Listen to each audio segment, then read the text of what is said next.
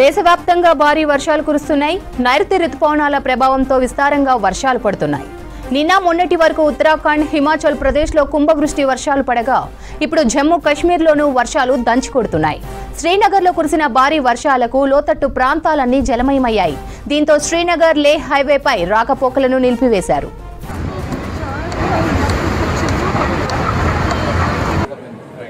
ఇటు మహారాష్ట్రలోనూ భారీ వర్షాలు కంటిన్యూ అవుతున్నాయి. గోదావరి నది పరివాహక ప్రాంతాల్లో విస్తారంగా వానలు పడుతున్నాయి. దీంతో నాసిక్లోని పలు ఆలయాలు నీట మునిగాయి. గుజరాత్లోని ఔరంగా నది ఉధృతంగా ప్రవహిస్తుండటంతో నీట మునిగిన హింగ్లాజ్ గ్రామస్తులను రెస్క్యూ చేశారు ఎన్డీఆర్ఎఫ్ సిబ్బంది. నదిలో చిక్కుకుపోయిన మత్స్యకారులను సురక్షితంగా ఒడ్డుకు తీసుకొచ్చేందుకు సహాయక చర్యలు చేపట్టారు. వల్సాద్, నవాశ్రీలోని చాలా ప్రాంతాలు నీటిలోనే ఉన్నాయి.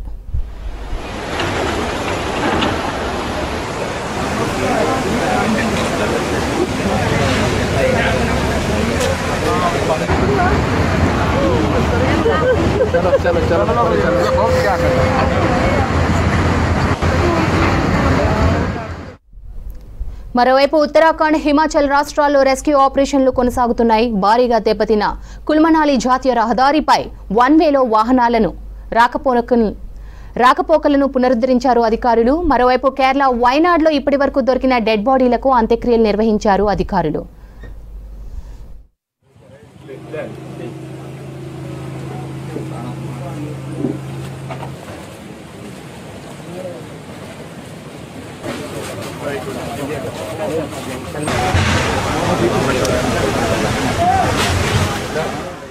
దేశవ్యాప్తంగా భారీ వర్షాలు కురుస్తున్నాయి. నైరుతి రుతుపవనాల ప్రభావంతో విస్తారంగా వర్షాలు పడుతున్నాయి. నిన్న మొన్నటి వరకు ఉత్తరాఖండ్, హిమాచల్ ప్రదేశ్లో కుంభవృష్టి వర్షాలు పడగా ఇప్పుడు జమ్మూ కాశ్మీర్లోనూ వర్షాలు దంచుకొడుతున్నాయి.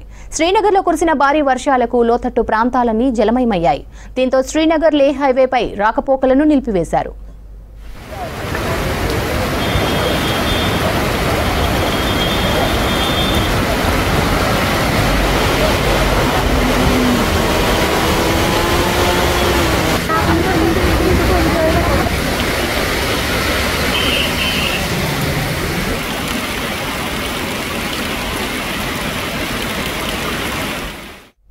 మహారాష్ట్రలోనూ భారీ వర్షాలు కంటిన్యూ అవుతున్నాయి. గోదావరి నది పరివాహక ప్రాంతంలో విస్తారంగా వానలు పడుతున్నాయి. దీంతో నాసిక్లోని పలు ఆలయాలు నీట మునిగాయి. గుజరాత్లోని ఔరంగా నది ఉధృతంగా ప్రవహిస్తుండటంతో నీట మునిగిన హింగ్లాజ్ గ్రామస్తులను రెస్క్యూ చేశారు ఎన్డీఆర్ఎఫ్ సిబ్బంది. నదిలో చిక్కుకుపోయిన మత్స్యకారులను సురక్షితంగా ఒడ్డుకు తీసుకొచ్చేందుకు సహాయక చర్యలు చేపట్టారు. వల్సాద్, నవశ్రీలో చాలా ప్రాంతాలు నీటిలోనే ఉన్నాయి.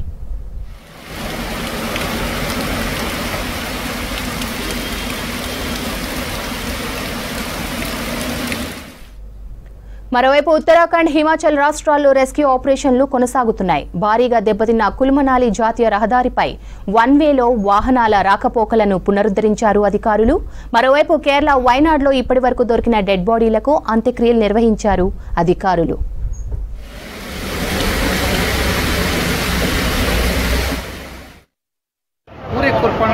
वैली में रोपा तक कम से कम 20 पुल गए, जिसमें से पीडब्ल्यूडी के भी करोड़ों रुपए के पुल लगे थे। बाकी पुल के पास दोनों पुल चले गए, ये 10 पुल चले गया और इसमें 9 व्यक्ति की जानें गई। 2 व्यक्ति श्रीखंड बेस कैंप के सिंगार के पास और 7 आदमी की जानें बागी पुल में गई, जिसमें से 13 मकान पूर्ण रूप से क्षतिग्रस्त हुए और 12-13 गाड़ियाँ लापता हैं और इसमें करोड़ों रुपए का नुकसान हुआ। घटना हुई थी लगभग 12:30 बजे हुई थी। हम सोए थे, जब हमने देखा कि पूरा घर हिल रहा तो मैंने सोचा भूकंप के झटके लग रहे हैं और जैसे ही मैं बाहर निकली तो 5 मिनट वहीं रुकी। जब मैंने देखा कि पूरा घर ऐसे हिल रहा था कि कोई हिला रहा था उसको, फिर मैंने अपने हस्बैंड को बोला, मैं कहा भूकंप के झटके आ रहे हैं, मैं कहा यहाँ साइड में रहो, पिलर के नीचे रहो। उन्होंने मुझे बोला कि भाई ये भूकंप के झटके नहीं है, ये जो है बाढ़ आ गई है, खड बढ़ गई है, खड का पानी बढ़ गया है। और जैसे ही मैं उधर निकली, क्योंकि हमारा एक करवा है घर में, तो जैसे वहाँ उस साइड को निकली खड की तरफ, तो क्या देखती हूँ हस्तौड़ी के पास जो है खड आ गई थी।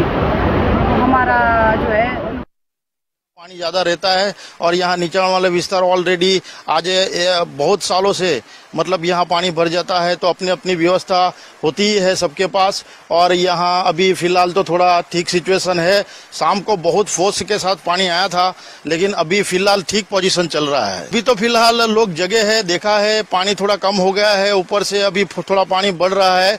लेकिन अभी कल 1-2 दिन से थोड़ा बारिश हो रहा है, ऊपर ही बताया जा रहा है कि ऊपर से थोड़ा बारिश आने की संभावना है। तो वैसे ही प्रशासन ने ऑलरेडी कर दिया है अलर्ट कि थोड़ा निचाण वाला विस्तार सही सलामत पे चला जाए। तो काफी लोग सही सलामत पे चले गए हैं।